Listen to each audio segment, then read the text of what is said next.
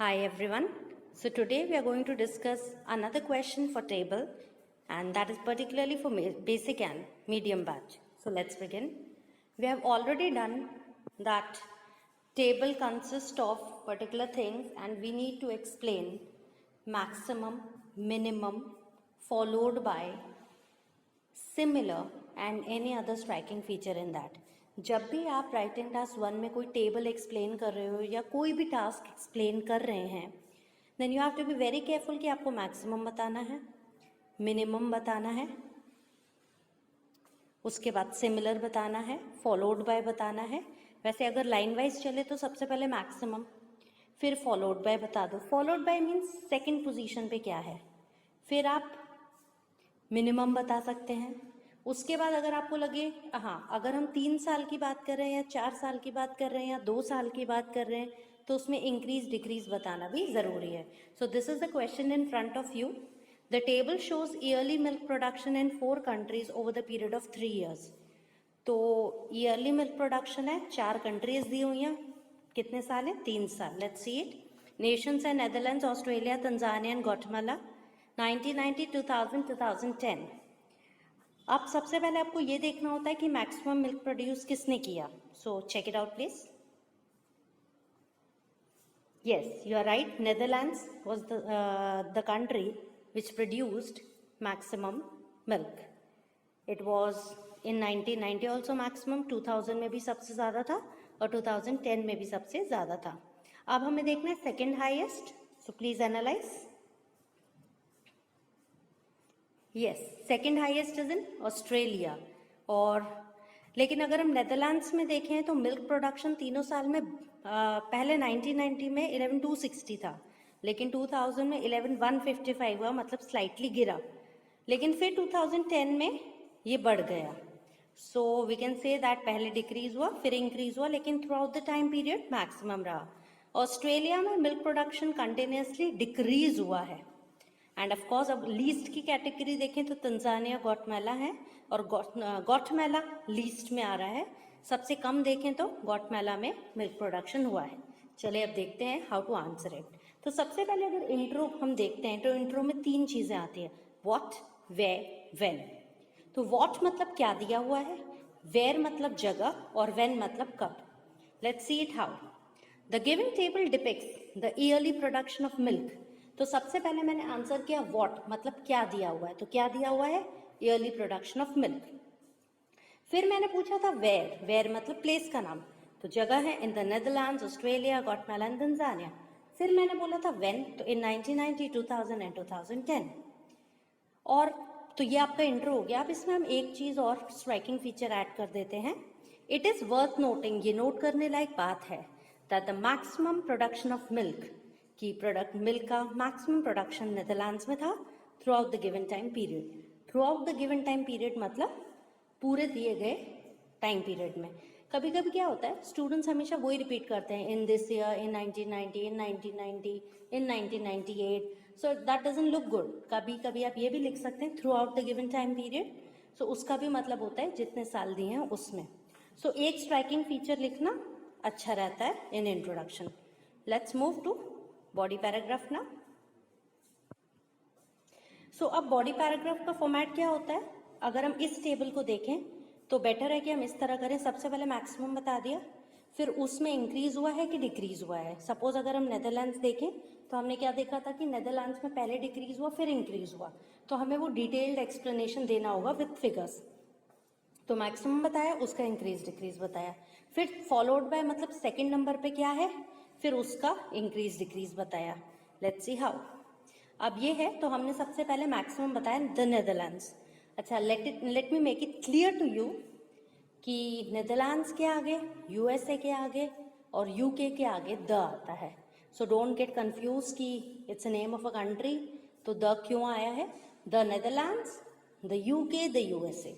The Netherlands produced 11,262,000 litres of milk. तो सबसे पहले तो हमने बता दिया 1990 में इसने इतना मिल्क प्रोड्यूस किया था. ये डिटेलिंग है और ये देना ज़रूरी है. तो पिछला जो मैंने आपको इसका फॉर्मेट बताया था, सबसे पहले मैक्सिमम, फिर उसके बाद फर्स्ट ईयर में कितना था, फिर नेक्स्ट ईयर में बढ़ा या कम हुआ, और लास्ट ईयर में क्या हुआ. लेकिन 2000 में, but in 2000 the production fell slightly, थोड़ा सा ही गिरा है, 11,262 से 11,155 हो गया, तो इसे हम थोड़ा सा डिक्रीज कहते हैं, थोड़े को स्लाइट कहते हैं। Production fell slightly, fell verb है, फॉल का second form, fell slightly to 11,155,000 litres. लेकिन उसके बाद तो कनेक्टर हमने क्या यूज किया, लिंक कैसे किया, आफ्टर दैट, उसके बाद और ये भी ध्यान रखिए बार बार don't repeat, after that milk production was इतना। फर्स्ट लाइन में we have already mentioned milk production, तो बार बार we don't need to explain it. यहाँ हमने मिल्क प्रोडक्शन फर्स्ट लाइन में देखे तो मिल्क यूज किया है ना, उसके बाद द प्रोडक्शन यूज कर लिया, और तीसरे में हमने से it picked up again. Pickup करना मतलब फिर से वापस इंक्रीज हो जाना। पहले साल में इंक्रीज था, दूसरे साल में डिक्रीज हुआ, फिर तीसरे साल में बढ़ गया, and reached on all time high of 11,466,000। तो इस हाईएस्ट परसेंटेज, हाईएस्ट फिगर पे वो पहुंच गया। ऑल टाइम हाई का मतलब होता है अभी तक का सबसे ज्यादा, so that is also worth mentioning. ये एक स्ट्राइकिंग फीचर है, तो इसे जरूर मेंशन करना कि ऑल टाइम हाई मतलब सबसे ज्यादा पर पहुंच गया। अब नेदरलैंड्स के बारे में ओवर हो गया, अब हम फॉलोड बाय की बात करते हैं।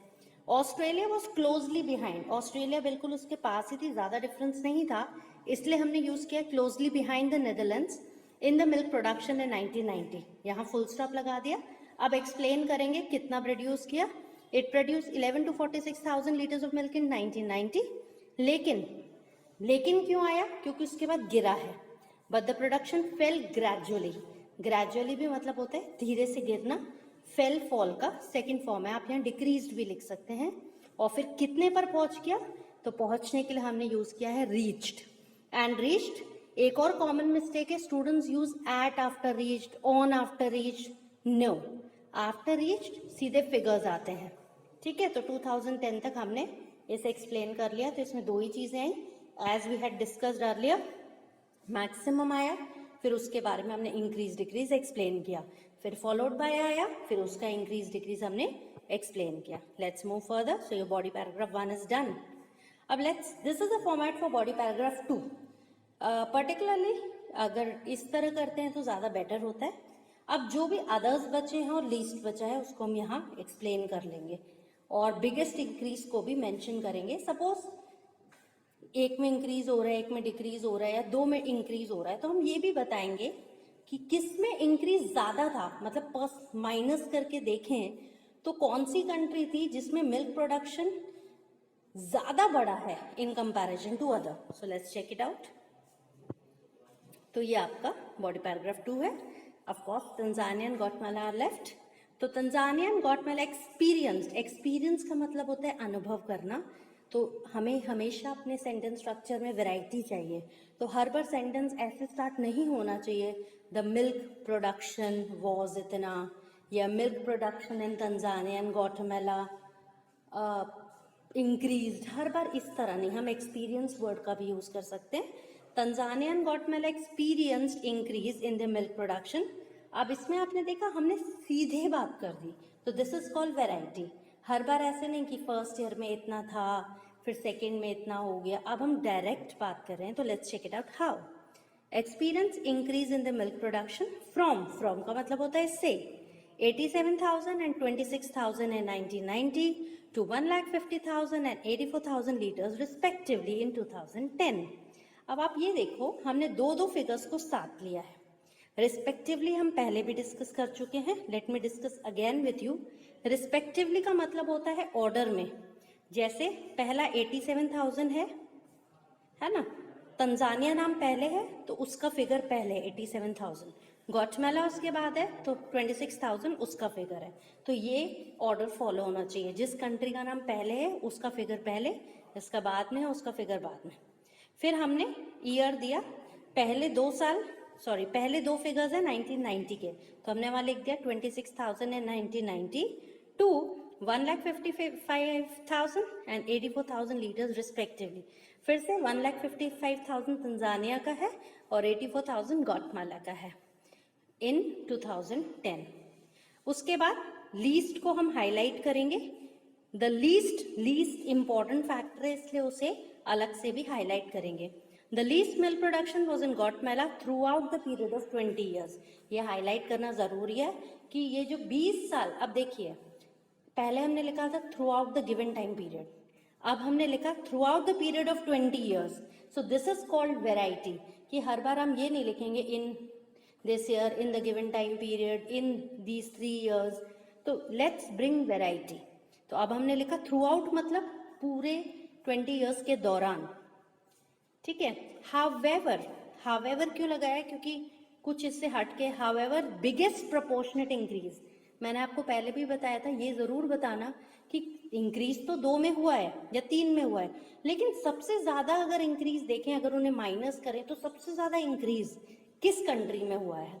तो यहाँ देखा the biggest proportionate increase was also seen in Guatemala as a milk production more than doubled from 1990 to 2000।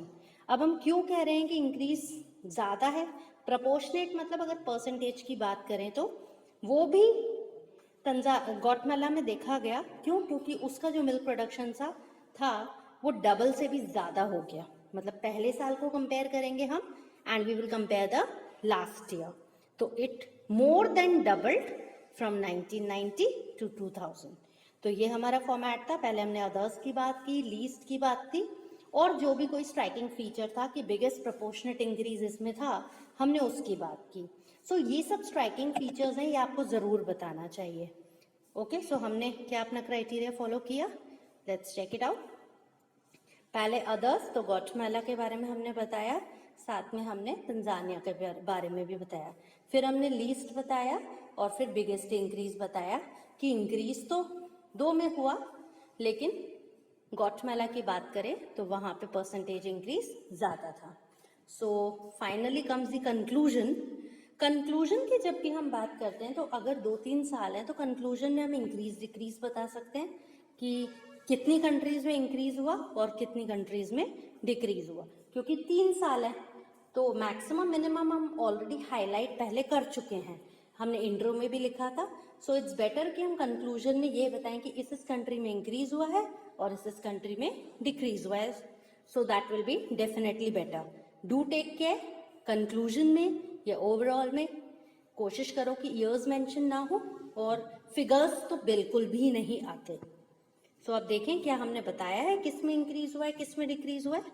So overall the production of milk increased in all the given countries except for Australia. इसका मतलब है Australia को छोड़कर सभी में milk production बढ़ा है। और यहाँ हम ऑस्ट्रेलिया की बात कर रहे हैं, वेयर से ज्वाइन कर रहे हैं, where it decreased over the given period of 2 decades. Where मतलब जहां पर, डिक्रीज मतलब गिरा, over the period of given 2 decades. अब देखो पहले हमने कहा था over the period of 20 years, फिर हमने कहा था throughout the given time period, अब हम कह रहे हैं over the given period of 2 decades. एक डेकेड में 10 साल होते हैं, तो 2 डेकेड्स में 20 ईयर्स, तो 20 ईयर्स ही दिए हुए हैं। तो अब हमने वेराइटी कैसे लाई, over the given period of 2 decades. So guys, if you want a higher band score, you need to bring in variety and you need to avoid repetition in the sentence structure. बार बार अगर आप यही लिखेंगे in 1990 this, it won't give you a higher band score. So I hope the concept is clear. Intro has been taught to you separately. What, where, when. Body paragraph में भी मैंने आपको बताया कि हमें पर्टिकुलरली 5 चीजों को हाईलाइट करना होता है, ये जरूरी है मैक्सिमम, क्योंकि कुछ इन्फॉर्मेशन तो छूटेगी, सारा तो इट्स नॉट पॉसिबल, कभी कभी डिटेल बहुत ज्यादा होती है। So maximum followed by minimum, similar, और अगर इंक्रीज डिक्रीज वाला टॉपिक है जैसे 2 साल 3 साल दिए हुए हैं तो हमें ये भी बताना है कि इंक्रीज कितना हुआ, किस में हुआ, और डिक्रीज किस में हुआ। I hope it is clear to you our conclusion. So thank you very much for your patient listening. Have a nice day. Happy learning. Thank you.